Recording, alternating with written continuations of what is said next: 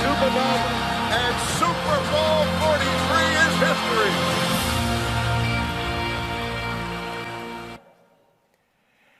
Hello and welcome to Steelers Nation, listening and watching around the world on the Steelers audio, digital, and social media platforms as we get you ready for a very special program, the unveiling of the Steelers 2025 Hall of Honor class.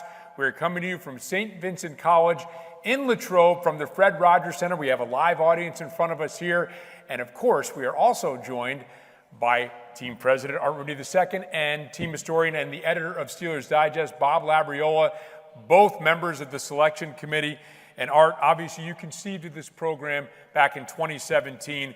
I can't imagine it gets any easier to select who the individual members are going to be that are honored in the Steelers Hall of Honor. No, our selection committee has a tough job every year, and this year I have to say may have been a little easier than some other years, as we'll see in a moment. Some three pretty obvious guys going in this year, so a very exciting day. Can't wait. We're going to have to wait, though, just a moment longer, because I did want to ask you about, we have this steel football here. There's a great story behind this, and the members of the Hall of Honor will be getting a replica of this football. Can you tell us a little bit about what this football means and why it's important? Yeah, so 1982, U.S. Steel and United Steelworkers made a solid steel football. So it's probably the only solid steel football in the world. And so it was always just sort of sitting around the office since then. So when we decided to have institute our Hall of Honor, we thought this would, a replica of that would be a great way to recognize the guys that are inducted, and so each of them will get a replica of the steel football. Fantastic. So who are those guys? Well, it's about time to find out. We're going to hear more about the class from Bob Labriola and Art Rooney in a moment, but first it's time to reveal that class to you. And with more, here's Larry Richert.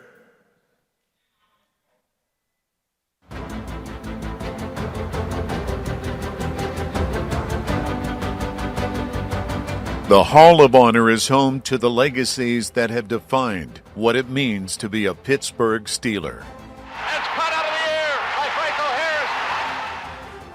Here comes Harrison jumping over people. Franchise pillars, forever immortalized for their indelible mark, left on one of the league's most illustrious organizations. Touchdown, Hines Ward! Men of character and class. Players of immense talent and toughness. Steelers that have shouldered the success of the past 92 seasons. 57 steel footballs have represented the lasting memories left by each member of the Hall of Honor, and this year's class adds countless more. First for induction is Maurkice Pouncey.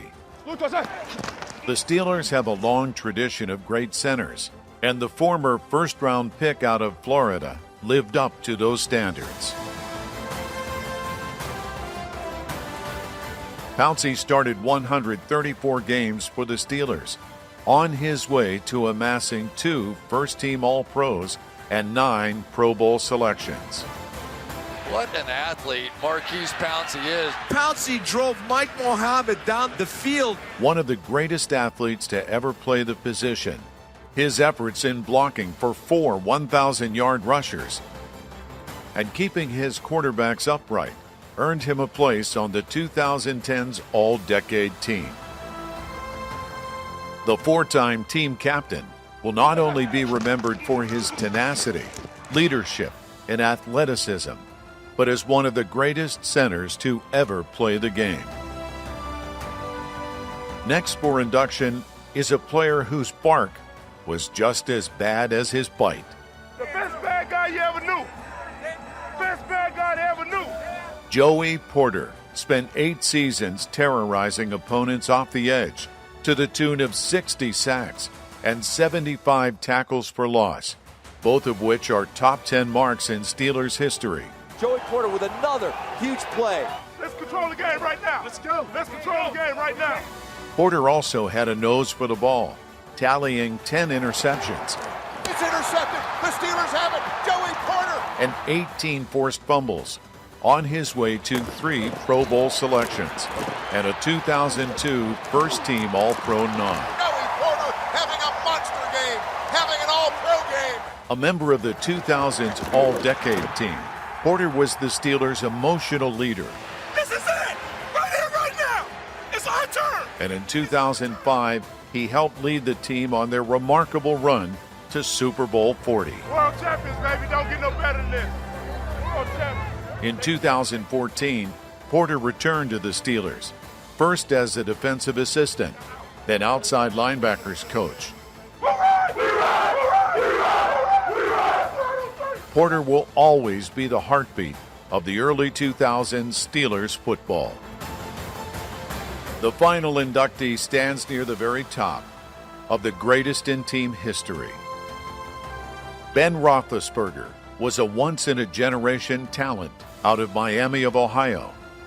The 2004 Offensive Rookie of the Year set an NFL record for most consecutive wins to start a career. And Big Ben is for real! All Roethlisberger would do from there was win and set records for his entire 18 years in Pittsburgh. Ben is faking the spike. Touchdown! What a work of art that was! A six-time Pro Bowl selection, Big Ben still owns every significant Steelers passing record. Along with the most 500-yard passing games in league history. Roethlisberger, touchdown with no time left. The gunslinger is in the top 10 all-time in completions, yards, and touchdowns, and holds the NFL record for the most touchdown passes in consecutive games, when he put up 6 in back-to-back weeks in 2014. Roethlisberger, six-pack, 2 weeks in a row.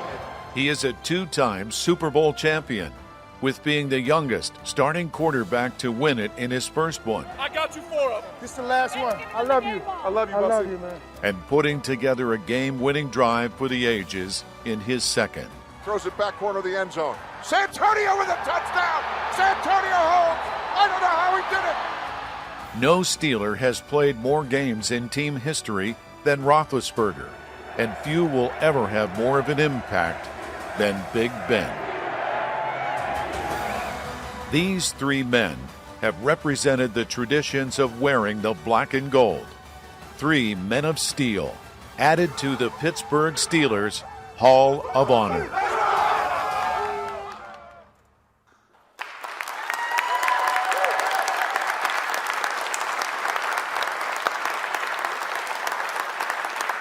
Well, a well-deserved round of applause, an incredible class. Maybe you could talk a little bit about each of these guys. Joey Porter, who I believe is going to be joining us here in a little while. So that'll be fun for folks to listen to. Joey Porter, your thoughts on getting a chance to see him and getting to know him, obviously, as a member of the Steelers organization? Well, you know, the Super Bowl run for Super Bowl 40 was something that, you know, Joey really kind of put the team on his shoulders and led us through. You know, it was a long run there at the end of the season where we had to win 4 in a row to get into the playoffs, and then we made it as a wild card that season, and then of course made the run to the Super Bowl. And you know, as the film showed, Joey was just the spiritual leader the whole way through, and just a great leader, and just I think an inspiration to the whole team that year. So just you know, tough, hard-nosed player. You know, understood the Steeler way, and had the rest of the team understanding how to do that. Well, the outside linebacker position is obviously well known among Steelers fans. It's become a staple of the organization. You could say the same thing about the center position, and Marquise Pouncey certainly carrying on an incredible legacy at that position for the Steelers. Yeah, Marquise, just consistency is the first thing that comes to mind. From the day he got here, was a leader. Just, you know, plug him in, and you know, didn't have to worry about it for the next decade. And just an amazing leader, and you know, one of Ben's kind of real, somebody he relied on to make sure that offensive line was getting the job done. So just excited for Marquise. And of course, Ben Roethlisberger seems sort of a no-brainer to have him elected as well. Yeah, well, a no-brainer for sure, and rewrote the record book. Just an incredible career, and so we're just so excited to have Ben part of this class. Well, Bob Labriola, of course, with Steelers Digest, and Bob, some of these. I'm sure you have some thoughts on some of these class members as well, beginning with Joey Porter. Yeah, Joey Porter, as the video told us, very significant player in terms of sacks, forced fumbles and everything. But I thought that 2002 was really the year that he established himself more than just a pass rusher. In that season, he was playing the middle of the dime defense for Bill Cowher, and he really showed that he could do more than just rush the passer. He was good in coverage. He could make plays on the ball. He was a first-team All-Pro that season, and I remember a Sunday night game against the Oakland Raiders, week 2 of the season. Joey put on quite a performance, 12 tackles, 3 sacks, 2 interceptions, one of which he returned 84 yards to set up a touchdown. But the Steelers lost that game, but I think Joey Porter really announced himself. That was his 3rd NFL season, really announced himself as a special player in the league. And as Art mentioned, the 2005 season ended in Super Bowl 40. The whole theme was get Jerome to Detroit. Jerome Bettis was the rallying cry, so to speak. But in my mind, Joey Porter was unquestionably the emotional leader of that team. He had 10.5 sacks in the regular season. In the playoffs against the Indianapolis Colts, upsetting the Colts in the RCA Dome. They were the #1 seed. The Colts couldn't block Joey. And that was a big part of it, I think. And, he orchestrated so many things throughout that season. The thing with Joey that year was the throwback jersey thing. He liked doing that. And the one that was really kind of part of the Super Bowl experience was on the team plane down or over to Detroit, all the players boarded the plane, wore them on the plane, deplaned wearing Jerome Bettis #6 Notre Dame jerseys. And it was kind of, as I said, just a rallying cry. It was, I'm sure Jerome, it was an extra special little moment for him.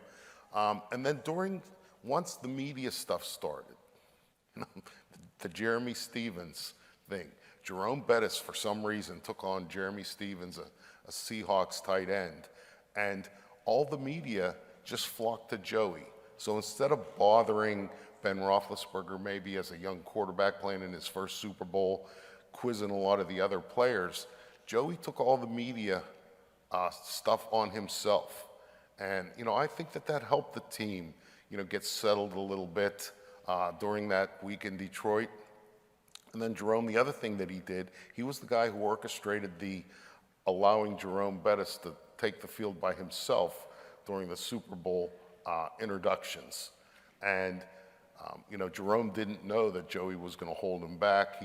Joey told him, you go first and we'll be behind you. And then he let Jerome go out, and you can see Joey holding everybody back. And Jerome got out there and he turned around and he was all by himself in the middle of the Ford Field. So, I don't know if Joey took any psychology classes at Colorado State, but after that Super Bowl, I think that they might owe him an honorary diploma in psychology.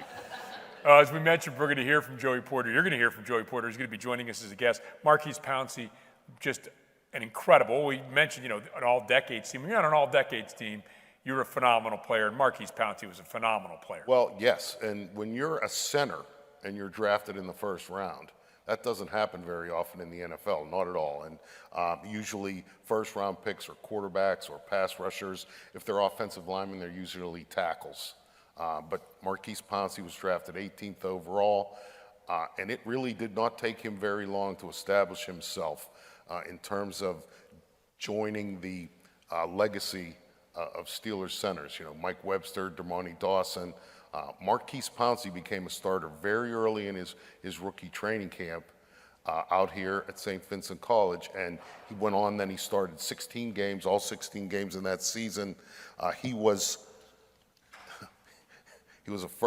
made the Pro Bowl, second team All-Pro. Now, an All-Pro team only has one center on it. So he was voted then the second best center in the league as a rookie, 21-year-old rookie. He was 3rd in the voting for Offensive Player of the Year. It's incredible. For a center. At a center position. And so, as I said, Marquise Pouncey was a big part of that team. Went to Super Bowl 45. but he got injured in the AFC Championship game against the New York Jets. He was unable to play in Super Bowl 45 against the Packers. The Steelers ended up losing that game by 6 points, and at one point early, there was a pick six and that Green Bay had, and the pressure came up the middle. And, Ben had to throw it off his back foot, and I personally believe that if Marquise Pouncey is there, that pressure isn't as bad in that particular situation, and who knows? If that ball isn't intercepted and returned for a touchdown, maybe that 6-point loss, it would have turned out to be a 7th Super Bowl championship. One of the other things mentioned, multi-year team captain, Marquise Pouncey was a teammate, always. And not just necessarily with the players, but he was part of the whole organization. That year where Myles Garrett ripped off Mason Rudolph's helmet and hit him over the head with it. Marquise Pouncey was one of the first Steelers there to defend him.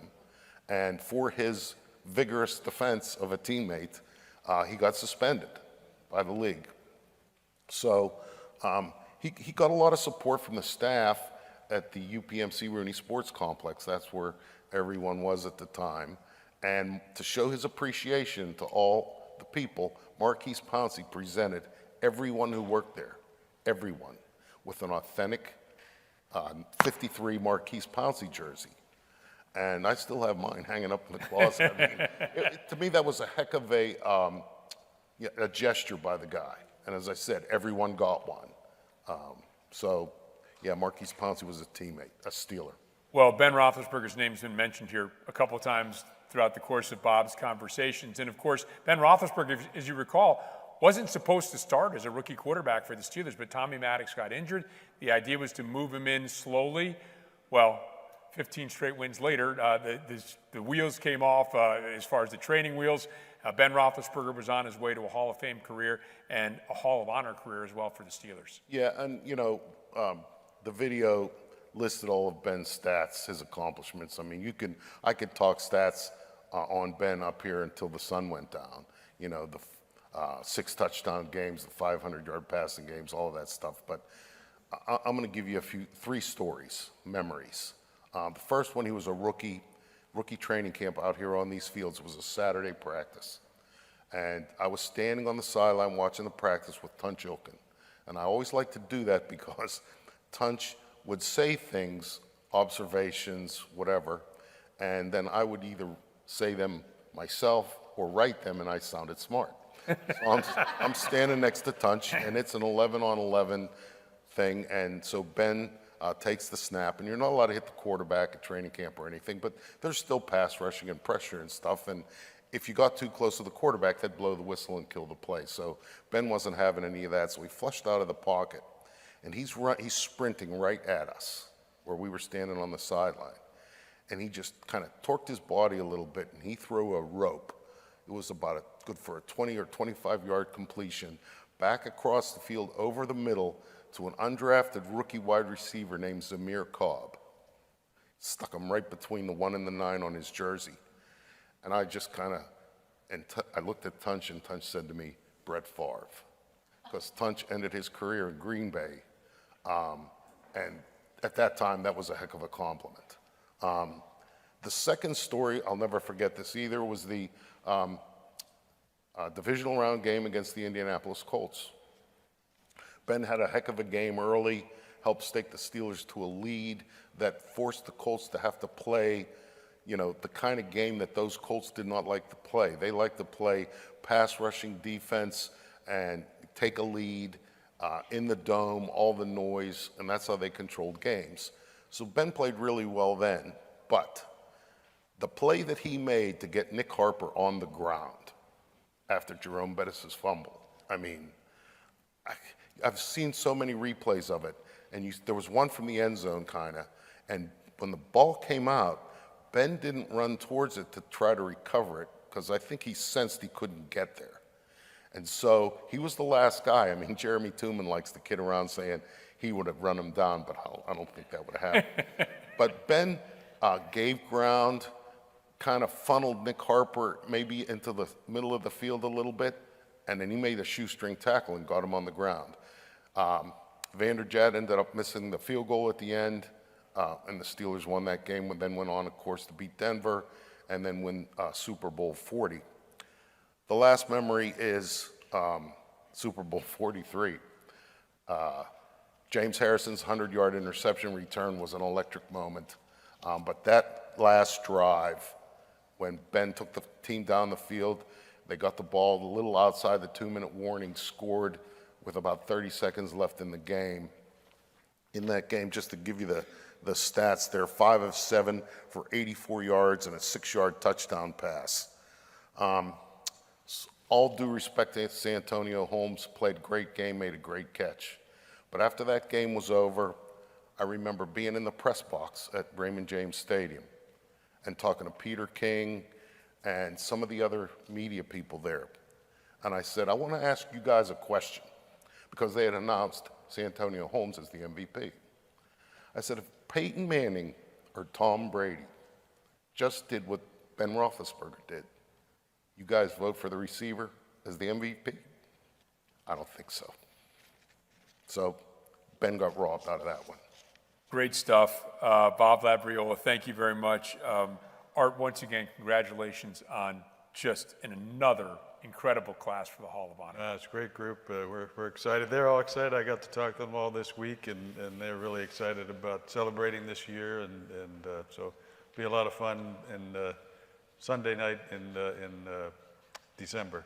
Well, thank you. We'll have more on that, and we'll have more with one of the members of the class coming up in just a moment. But first, we're going to head up on top of Chuck Noll Field, where Mike Pursuta is standing by to tell you more about Steelers Training Camp Live.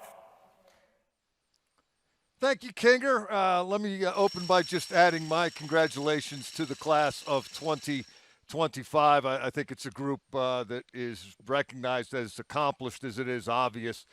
Great names, great players, great personalities, great character guys, great Steelers. As for what's been going on here since the team checked into St. Vincent College, kind of eased into things on Thursday. They're still not wearing the pads. That won't happen until next week. Yesterday, a weather-shortened practice, but I think everybody that came out here to St. Vincent College saw what they wanted to see. The Steelers debuted 7 shots, their signature two-point conversion, short yardage goal line drill.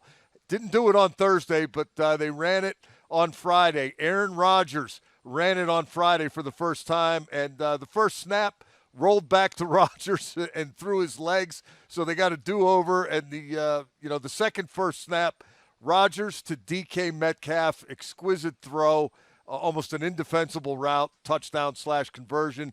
The drill proceeds, and it's tied 3-3 after 6 reps. So Mike Tomlin did what he often does and put the starters back in. They had started subbing in the second and third teamers. The starters came back out for rep number 7, the winner-take-all rep, and this time Rodgers hit tight end Pat Freiermuth for a touchdown. Rodgers to Metcalf, Rodgers to Freiermuth. I think Steelers fans can get used to hearing that, hopefully a lot this coming season. Mike Tomlin asked afterward about the Rodgers to Metcalf connection, and he said he wasn't going to hold a pep rally because that's what he had been envisioning all summer. I think a lot of people have, and pretty exciting to see it start to progress from concept to reality out here on the practice fields at St. Vincent. Steelers also made an interesting acquisition to the roster yesterday. Chuck Clark, veteran safety from the Ravens. He's been playing in the NFL since 2017 with the exception of the 2023 season, which he missed due to an ACL injury. He was with the Jets last year. He's been starting every game he's played since the 2020 campaign. Can't wait to find out how they work Chuck Clark into the rotations at the defensive backfield today. Kinger, back to you down at the Fred Rogers Center.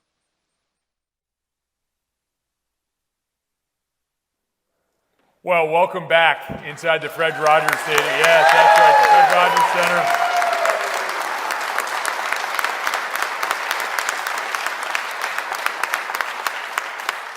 Center. Joey Porter, part of the 2025 Hall of Honor class. Joey, first of all, the obvious question, what does it feel like? What was it like to get the phone call?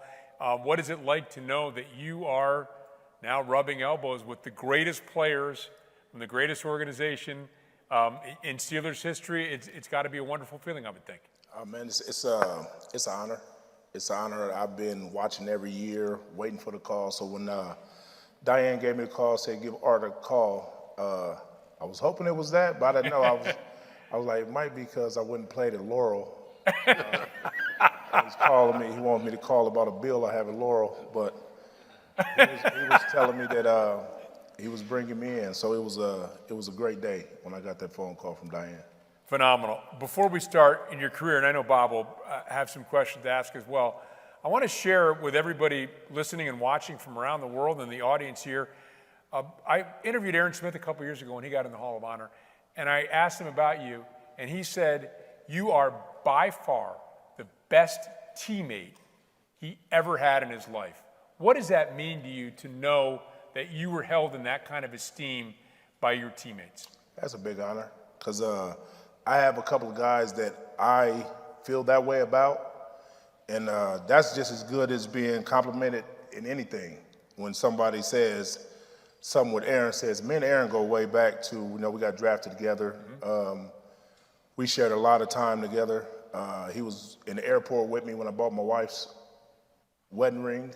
Was coming from how great is rookie that? minicamp, and me and him was walking through the Pittsburgh airport, and I was like, man, I got to get her a ring. I must propose. And we're looking through an airport jewelry section, and I bought a ring from there because I was excited, and Aaron was there with me. But that's huge. You know what I mean? Because I play with a lot of people, and he's played with a lot of great people, a lot of great teammates, and to be honored with that conversation, saying that I meant that much to him as a good teammate. That's big, and I appreciate it, A. Smith. That's huge.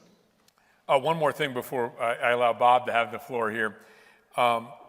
You are part of a legacy of outside linebackers for the Steelers, huge part of that legacy.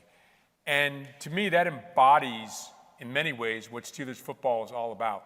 We are going to impose our will upon you, maybe even scare you a little bit.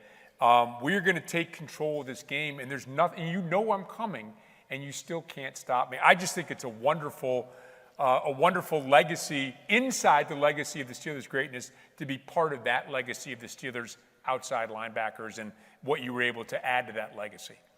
I think it's when you come to Pittsburgh and you play outside linebacker, it's guaranteed that somebody before you was the baddest man on the planet, and that's just the legacy that you're going to walk in when you come and play outside linebacker in Pittsburgh. Because before I got here, every G. Lloyd story you can hear when you're in Pittsburgh and Kevin Green, and then Jason Gildon was the baddest man at the time because G. Lloyd and KG had just left, and then I'm learning from the best of what this position entitles of being an outside linebacker, being a linebacker period in Pittsburgh.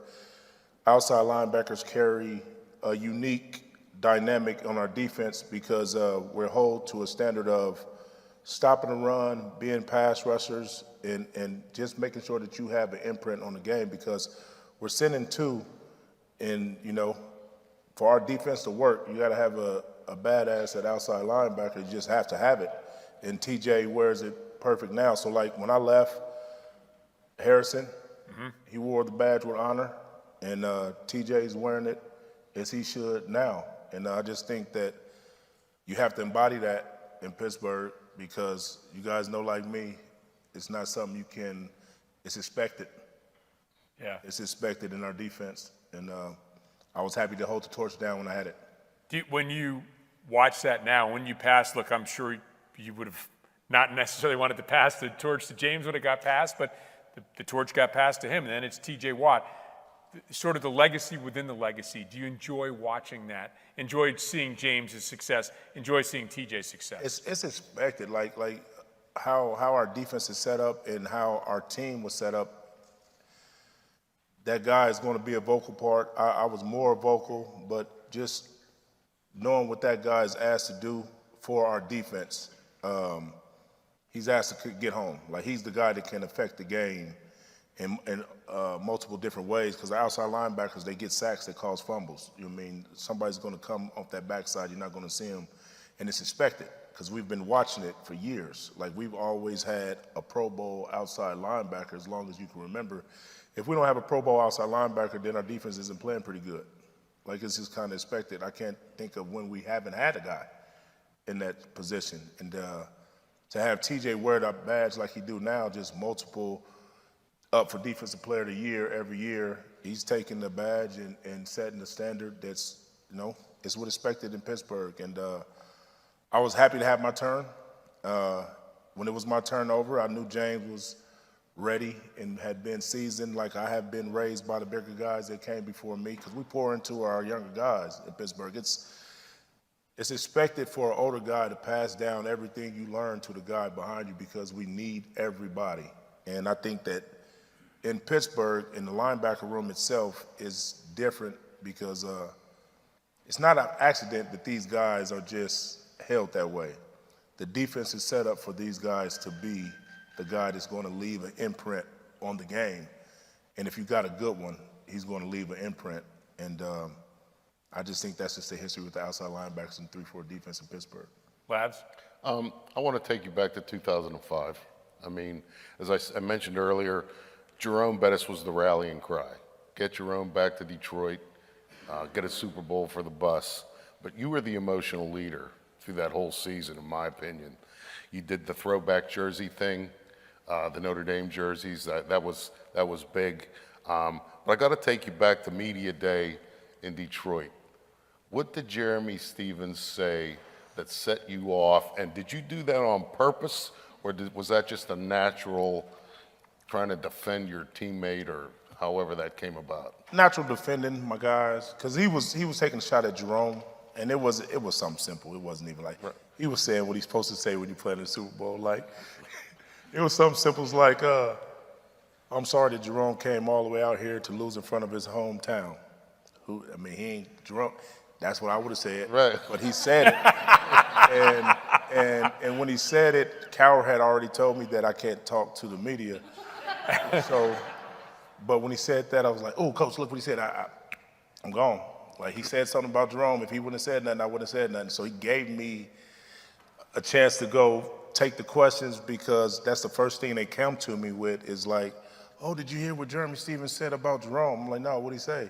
Oh, he said that he came all the way out here, sorry that he came all the way to Detroit to lose in front of his fans. No, I don't need much. That was more than enough to get me going. So, like, I instantly was like, that's my department. You know what I mean? I was the, not just the captain, but I was also the enforcer on certain things of how we're going to play football and how people are going to talk to us and treat us. Like, and sorry that I wasn't sorry, because I wore that badge in a minute.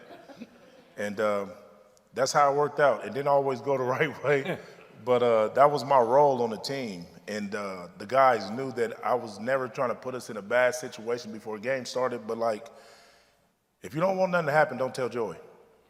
You're better off not telling him, because if you tell him, he's going to go looking for a solution. And it got me in trouble a lot, but it was always coming from a football standpoint. Like, I was the greatest teammate to be with, but if you played against me, you're definitely not going to like me. One thing real quick. Yes, you got in trouble a lot, and you mentioned Bill Cowher telling you not to talk.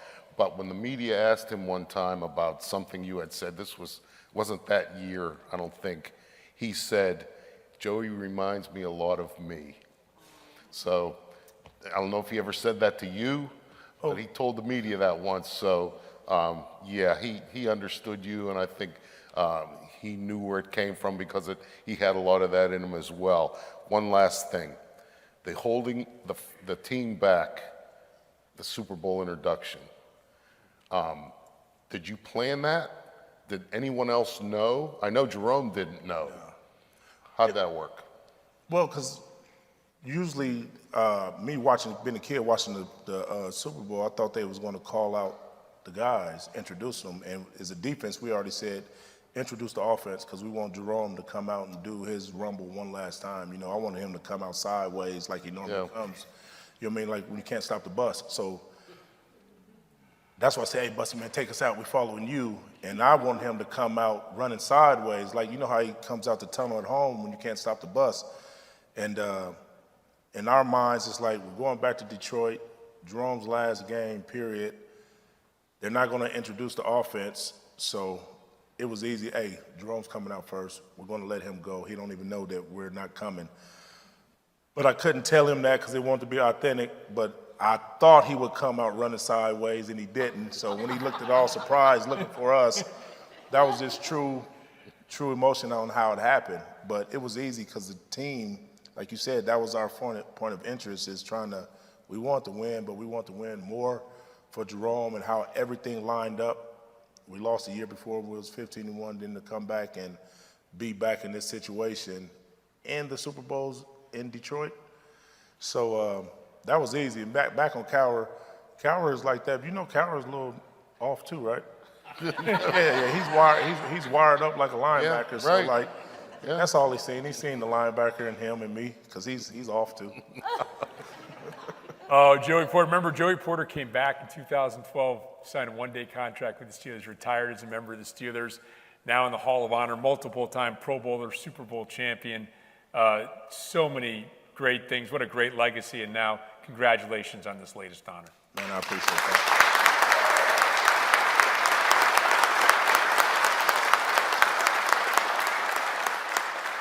By the way, you just got a taste of what you might be able to see at the Hall of Honor dinner. That's coming up on Sunday, December 14th, when the Hall of Honor will be the fellows, Joey Porter, Marquise Pouncey, Ben Roethlisberger, all going to be honored. Tickets are still available, if you can believe that, for that Hall of Honor. I was there last year. It is a fabulous event filled with great stories. Hope you have a chance to check it out. And then the following night, Monday Night Football against the Dolphins, and these guys are going to be honored out on the field today.